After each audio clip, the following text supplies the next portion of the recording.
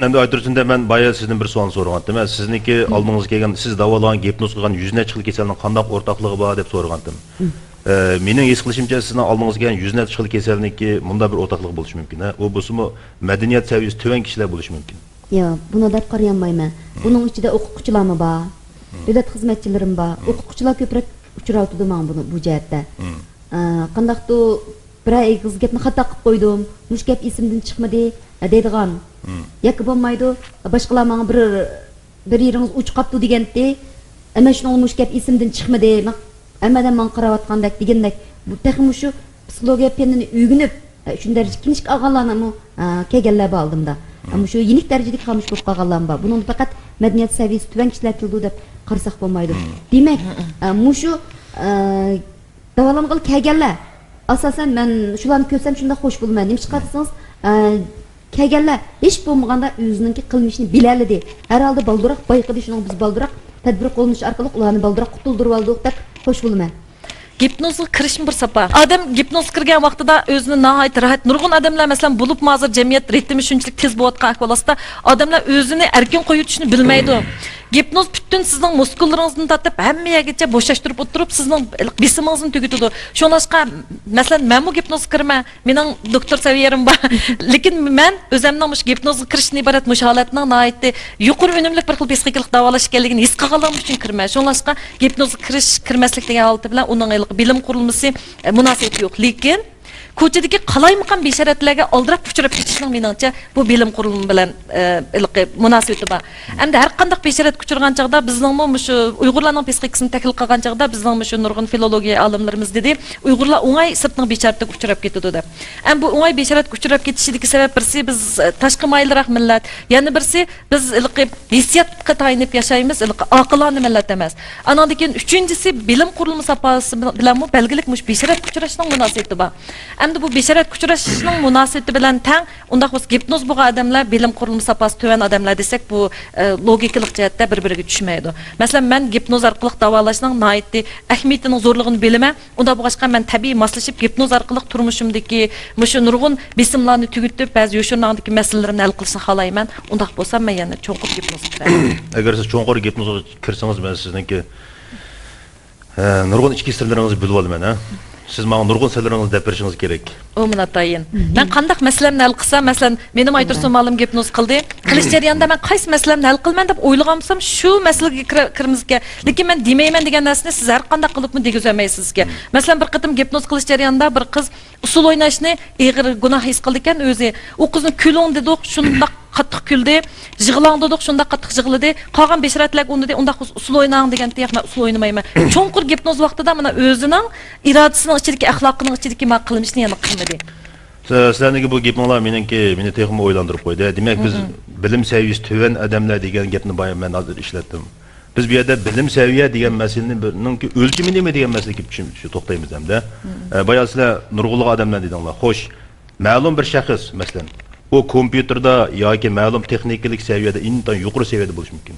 Ammo o psixologiyada, falsafada, adabiyotda uning saviyasi tuvan bo'lishi mumkin. Buning bilan biz uningki madaniyat saviyasini ayt yuqori deyishimiz notoyin. Masalan, oliy maktabni o'qimagan bir shaxs, u texnik sohada intan yuqori saviyaga yetgan bo'lishi mumkin. Shuningdek bizningki bu o'yimiz bir narsani texmi o'ylantirdi. Bu fikrimiz bir narsaga texmi o'ylantirdi. Undaqda biz davatgan bilim safa degan zot qanday o'lcham? Menimcha bu bir odamning shaxsining bilim sapasining o'lchami jamiyatning umumiylik sapasi bilan bevosita munosabatli bir hodisa bo'lishi mumkin. Shuningdek, garchi biz boy aytayotgandek, bu gipnozlikqa qatnashgan kishilarningki, garchi boy aytgandek ularningki o'qigan ma'lumoti, oliy ma'lumotli nurg'ulg'an shaxslar bo'lsa-mu, lekin ular qabul qilayotgan gipnozlikningki saviyasini biz darajaga ayirishimiz mumkin. Xo'sh, endi shuning uchun gipnozlik mayli qanday bo'lishini qat nazar boy aytgandek bir psixikalik holat ekan. Bu holat mavjud bo'ladi ekan, cho'qim buningga bo'lgan ehtiyoj mavjud bo'ladi. Bu ehtiyoj mavjud bo'lg'achqa 300 yilning yoqi bu hodisa bu fan taraqqiy qilib kelgan. Bizniki tashabbus qildig'imiz jamiyatning va butkul kishilarningki mushu xil jamiyatdagi sonsizlagan gipnozliklarni ilmiy nuqtadan tushunish masalasi. Endi nurg'un o'yinishlar ichida bir savolni so'rang deb qoldi aytursin-da. Zodi mushu hayvonlarmi gipnoz bo'lamdi? nurg'ulg'an shu sinalg'ularda ko'rib turyapmiz, boshqalar ko'rib uni oy hayvonmi gipnoz bo'lamdi deb hayron qilib, men qilib berganlikim nurg'ullar so'rab hayron qoldi. Dastlabda men buni o'yin xarakterli qilib, xuddi bu hayvonni men gipnoz qilib bo'lgandan keyin quloqlariga pichirlash yoki ba'zi ishoratlarni berish orqali texnik sirliqlashtirib etdim. Dastlab qadamda.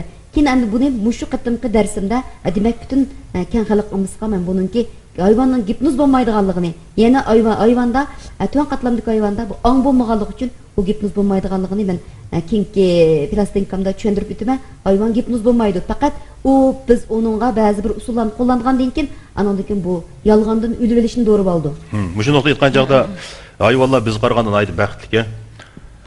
Meni olishimcha bu hayvonlarning oshqozoni intayin sog'lom bo'ldi ekan. Chunki hayvonlarningki nervisi intayin sog'lom bo'ldi ekan. Ular jiddiylashmaydi ekan, azoblanmaydi ekan, orzulari yo'q ekan. Doktor o'laman demaydi ekan ular hayvonlar. Shunga hayvonlarning oshqozoni intayin sog'lom bo'ldi ekan. Ham gipnozchilarga muhtoj bo'lmaydi ekan. Shunga boy aytgandek insonningki mushu xil tabiatini, masalan hayvonlarda mavjud bo'lgan mushu xil tabiatini texmo kuchlantirish, saqlash menimcha psixologiyada intayin zarur bir yo'nalish bo'lishi mumkin. Xo'sh, undaqda nurg'un kishilarda shunday gumon paydo bo'lishi mumkin. Meni agar men gipnozni qabul qilsam, o joqda men uxlab qolsam, mening nurg'un ichki sirlarimni bu aytirishni uqib olsa, keyin haqlarga davas qanday qilaman deb o'ylaydi ekan. Mushundan ansirash nurg'un kishilarda bor menimcha, agar gipnozni qabul qilsa. Bu masala qanday qaraysiz? Buningga men yana ilmiy usul qarayman. Chunki u gipnoz bulunğuchi, endi meni izlab kelguchi menga zo'r darajada ishonadi. Lekin men bu jihatni o'zim kafolat berman. Meni axloq jihatda biz mush psixologiya bilan o'rgangandan boshlab o'qituvchilarimiz boshdan oyoq bizga qattiq maxfiyatchilikni, qattiq darajada saqlashni bizga o'rgatgan. Ham bu prinsipni men asos qilib, shu prinsipimni ching turman. Adat psixik maslahatchi xodimlar kinishkini olgan vaqtida birinchi kasbiy axloqiy maxfiyatlik saqlash. Shunlashqa hamma odam xotirjam bo'lib, mayli gipnoz bo'lgan vaqti bo'lsin, gipnoz bo'lmagan vaqti bo'lsin, o'zining butun maxfiyatligini so'zlab, anandan keyin o'zining shu tabiiylik bilan hal qilib o'tirishga to'qinishni shu orqali hal qilib bir xil rohatga erishadi. Har qanday odam o'zining axloq nuqtasi bilan o'zining turmushidagi qaror o'tirsida belgilik to'qinish bo'ladi. Bu tashvishligi o'zini ishib ketgan ko'tarish kuchidan ishib ketganda psixik masala ko'rildi. Shunga agar bu shuni biz so'zlasa yoki qarshi tarafning muvofiq darajada yetaklashiga erishsa, anadagi masala sal bo'ldi. Shunlashqa bu psixik maslahat jarayonida maxfiyatlik saqlash birinchi kasbiy axloq. Endi ikkinchi mening to'liqlab qo'ydiganim gipnozchilar odatda bizningki prinsipimizda cho'qim avval davlatlik ikkinchi darajali psixiklik maslahatchi degan kinishkin olgandan keyin anandan keyin bizning psixiklik davolash, mayli tasavvur orqali davolash yoki qumtaqcha orqali davolash yoki gipnoz orqali davolashni o'rgangan chaqda u haqiqiy bir sistemalik psixiklik maslahatchi bo'la oladi. Unda bo'lganda o'zining kasbiy axloqiga hurmat qila oladi. Anandan keyin cho'nqur faqat sahna gipnoz emas, cho'nqur davolashlarni amaliyalashtirib, men aytirsim olimdek yuqori unumga erisha oladi. Bu yerdagi gipnozlikniki maxfiyat masalasi boy aytgandek bizni bu vaqtda men ozroq tushuncham bor. Masalan, boy aytgandek psixologiya bo'libmi, shu psixik maslahatga bo'lgan ehtiyoj qancha taraqqiy qilgan davlatlarda shuncha ehtiyoj kuchli ekan. Balkim sizlar bilishinglar mumkin, Shveysariyada bir donliq psixik maslahatchi bor, Uyg'urdan. Yani Abluz deydigan. Shveysariyada o psixik maslahat qiladi. Uningki o'zining ma'no deb birishcha hozir psixol o Shveysariyada 5-6 xil tilda psixik maslahat deb bor ekan. Uning hozir 100 necha kesilib ekan. Uning ma'no aytib berishcha Shveysariyada psixik maslahatchininki maxfiyatlikni saqlash o'lchami bankining o'lchami bilan o'xshash ekan. Bankiniki maxfiyatni saqlash o'lchami bilan o'lchami. Agar uningki psixik maslahatchidagi mushu xil o'lchamdan chataq chiqsa, unda u yerda Yevropada turolmaydi ekan. Mushu nuqta qaragan chaqda bizniki nurg'ulg'an mushu gipnozlikni qabul qiluvchi shaxslarga nisbatan menimcha bu maxfiyatlikka ishonish ham chin tutish menimcha intayin muhim bir nuqta bo'lishi mumkin. Muhim nuqta, men yana bir nuqtani qistirib qo'ygim keldi hamda Abluz Uyg'ur bo'lib sufti bilan Shveysariyaga chiqib 5 xil tilda boshqalarga psixiklik maslahat bergan bo'lsa, meningcha birinchidan Shveysariya ko'p tillik davlatchi, ularning davlat tili bilan aytishdir, ko'p millatlar o'rlashgan. Anandagi har bir millatning madaniyatiga alohidligiga ko'proq hurmat qiladi, uning ustiga ularning millatning madaniyat farqimi unda quyuq kuchlik emas. Endi masalan bizning Shinjongdek millat farqini aytib kuchli bo'lgan, madaniyat farqini aytib kuchli bo'lgan bir rayonga nisbatan elib aytgan chaqda bir millatning yana bir millatga yana bir xil tilda psixikalik maslahat berishi nihoyatda yuqori darajada maslahat berish deb qarayman. Chunki maslahat berish jarayonida odamning tafakkur usuliga, belishiga, anandiki uningki shu cho'nqur yoshurun angdiki biz deyotgan har xil millatning shu kollektiv yoshurun angdiki sxemalari belgiler o'xshash bo'lmaydi-da. Unda bu boshqa bütün davolash shu bir xil madaniyat tusini olgan bo'ladi. Shunlashqa bir millatning odami yana bir millatga psixikalik jihatdan maslahat berish jarayonida cho'qim shu millatning madaniyatini, tafakkurini ham uning asldagi shu kollektiv yoshurun angdiki sxemasini to'liq tushunadigan yuqori bir saboqiga shunlashqa bizning Uyg'ur psixik maslahatchimiz Shveysariyada psixikalik maslahat bergan bo'lsa nihoyatda yuqori darajalik bir saviyaga yetibdi. Men onunla paranglish jarayonida bu yerdagi bu mahbiyatlik saviyasiniki davlatninki birinchi mahbiyatlik o'lchami qildi ekan. Shunga bu yerdagi meniki tashabbusim mushu nuqtani bizning jamiyatimizda ham psixik maslahatchilarimiz bu nuqtani cho'qim cho'nqur his qilish kerak. Yana birisi davolanguvchilar bu nuqta bo'lgan tushunchani oydinlashtirish kerak. Xo'sh, endi yana bir ansirish bo'lishi mumkin, psixik maslahatchilarniki. U bo'lsa maslahat og'uvchilarniki. U bo'lsa masalan men gipnoz uxlab qolsam, uyg'ona olamdim yo shu uxlagancha ketib qolamdim deydiganlar bor ekan. Bundaq deydiganlar bek ko'p. Men gipnoz o'g'inamsam qanday qilaman yoki boshqalar so'raydi. Siz gipnoz qilib o'g'inamaydigan ahvollarmi bo'lamdi deydi. Men ayt qizqarlik qilib aytaman-da u yerda. O'g'inamaydigan ahvol bo'ldi. Chunki u bek bir rahat bo'lg'ashqa, yoshurun ang kirgandan keyin sizni hech kim daxl tarz qilmaydi u yerda. Shunda rahat qilib olsiz, shunga o'rningiz kelmaydi deb javob beraman. Demak, bu yerda biz izchil turda yoshurun angning masalasini ta'kidladik. Yoshurun angga kirish meningcha bizning jamiyatimizdagi intayin nurg'un kishilar uchun aytgan chog'da bir qo'rqinchli masala bo'lishi mumkin. Chunki yoshurun angning ozodligi qancha kuchli bo'lgan jamiyatda, jamiyatning umumiy taraqqiyoti, bu psixik taraqqiyot intayin sog'lom bo'lishi mumkin. Lekin bizga o'xshash an'anaviy yoshurun eng necha ming yillab nurg'unlagan ideologiyalar bilan qatmallangan bir millat nisbati aytgan chog'da meningcha yoshurun angdan o'zini mudofaa qilish orqali shakllangan psixikalik hodisalar va kasallar meningcha bizning jamiyatimizga oid ig'rug'i deyman o'zimda. To'g'ri, shu hozir bizning shu psixikalik davolashning usullarini aytib ko'p, lekin nemishqa shunday gipnoz, tasavvur orqali davolash qatorliq yoshurdan kirdigan usulning unumi eng yuqori bo'lyotdi desak, hamda atrofdagi boshqa davlatlarga, boshqa millatlarga solishtirsak, haqiqatan bizningki Uyg'urlarning shu yoshurun angdagi ba'zi masalalari madaniyatning ta'siriga uchraydi. Bo'libmi bizda shu tabiiylik bilan hal qilib o'tirsak, to'qinish ichida shu tabiiylikdagi nurg'un ehtiyojlar besilib ketganligi uchun bu asta-asta vaqtning uzurishi bilan masalan odamning yoshurundan kirdigan narsa, odamning hayotidagi shunday bir zahmalar yoki bo'lmasa qaytlangan masalalar yoki bo'lmasa ba'zi odamni qo'rqitib o'tgan, cho'chitib o'tgan, tashvishlantirib o'tgan masalalar. Mushu masalalar hammadan ko'p odamning yoshuruniga kiradi. Unda bo'lg'ashqa bizda mushu sababdan bo'lgan kasalliklarni aytib ko'p bo'lg'ashqa ehtiyojni aytib kuchayib ketib boradi.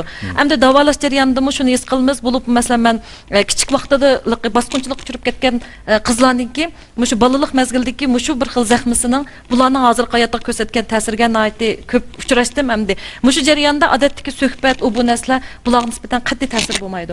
Faqat mushu gipnoz orqali yoshurun anqirib ashlarning shu vaqtdagi hayotiga nisbatan nihoyatda cho'ng burash, o'zgarish hosil qilgan vaqtda qarshini o'zgartgan chog'da bular anandagi hozirgi vaqtda nihoyat rahat yashaydi. Amaliyotda bu xuddi bir ofatga kuyib ketganga o'xshash, bir qatlash voqeasiga uchrab ketganga o'xshash bir xil psixikalik zaxma bu. Lekin jamiyat xalqlarni to'g'ri tushunmaydi, keyin to'y qilgan jo'risim to'g'ri tushunmaydi. Unda bu boshqa mushular bir umr o'zi shundaq nihoyatda besim ichida bo'lib yoshurun angdagi tashvishlik ichida yashaydi. Endi agar mushularni shundaq bir xil gipnoz davolashda biz hal qilsak, mana bularning hayotiga bir xil yo'riqlik, yengillik, rohat olib kelamiz.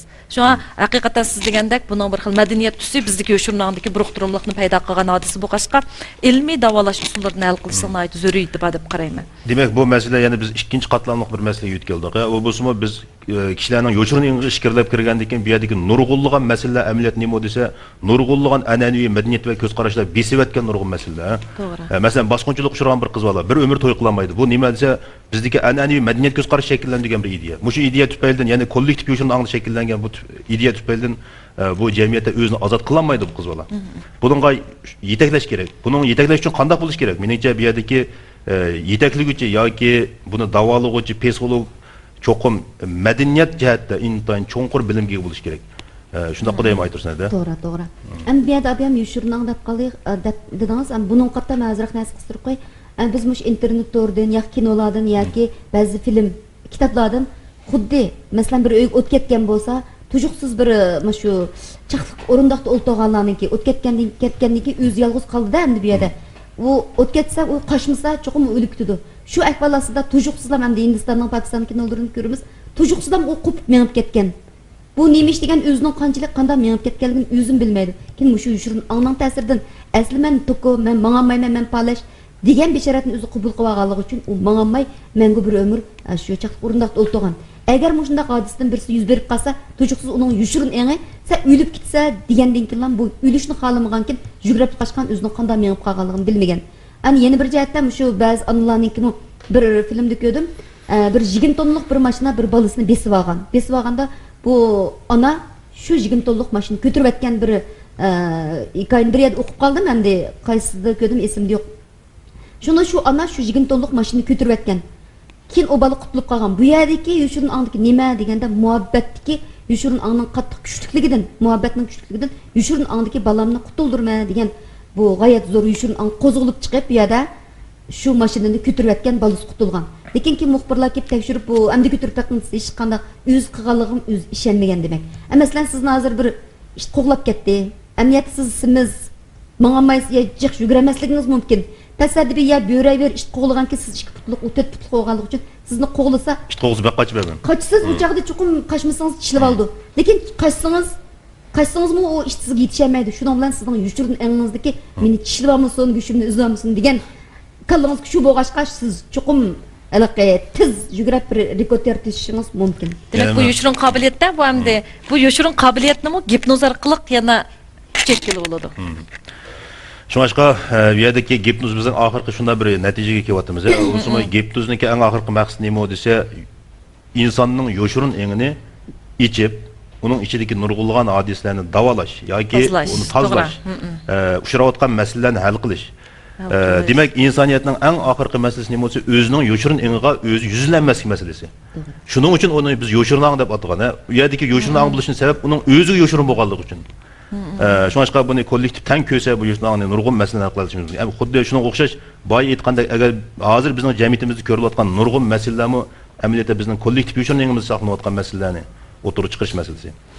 Xo'sh, endi demak, mushundaq tahlil qilish orqali yanada bizniki nurg'unlan gipnoz bo'lishni o'ylaydigan kishilarimiz o'ylaydigana, agar men o'xansam, Aytursundan bizni davolab bo'lgandan keyin mening yana xotiram asli kelamdi yoki men xotiramdagi nurg'un masalalarni unutib ketamdim deydigan ang bor ekan.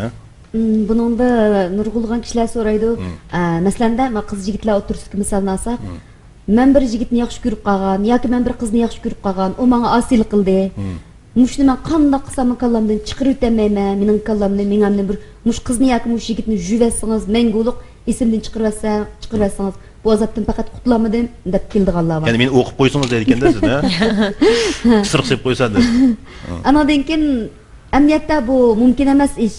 Bu bizning uning qalbisiga bir odamni chiqarib o'tish, unuttirib o'tish vaqtlik bir paytlik holatda bo'ldi. Lekin bu mengu buni esdan chiqarib o'tib kun bassaq, ma'lum bir vaqtlardan keyin uning esiga yanib ketib, u og'ir psixik masalalar kelib chiqdi. Shuning biz uningga shuning ideyasidan gipnoz olib turib, yushurun anga besaratlarni orqali shu ayrılıp ketken to'g'riliq ideyasidan o'tkazib uni to'g'ri yetaklab etmengib odatdagi psixik masalalar berganga o'xshash shu bizning shu ilmiy usulda psixologiya bilimlarimiz orqali nazariya orqali uni ideyasidan shu yushurun angda turib so'zlash orqali uning ideyasini o'tkazib qilgandan keyin anandagi bu usul nayt yaxshi, lekin uning xotirasini yo'qotamiz desak bu nayt xatarlik, lekin bu ishni qo'ldan chiqib qat'iy bo'lmaydi.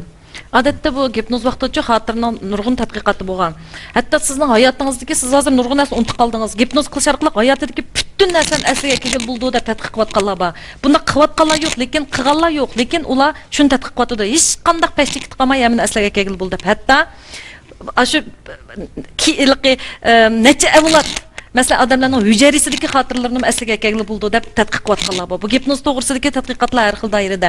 Lekin endi ilmiy gipnozningki holati bay Aytursun degandek u xotirni yo'qotish, yakimda qilish bu kasbiy axloq nuqtasidan mumkin bo'lmagan bilan, lekin xotiringizga narsani qo'zg'atqil bo'ldi.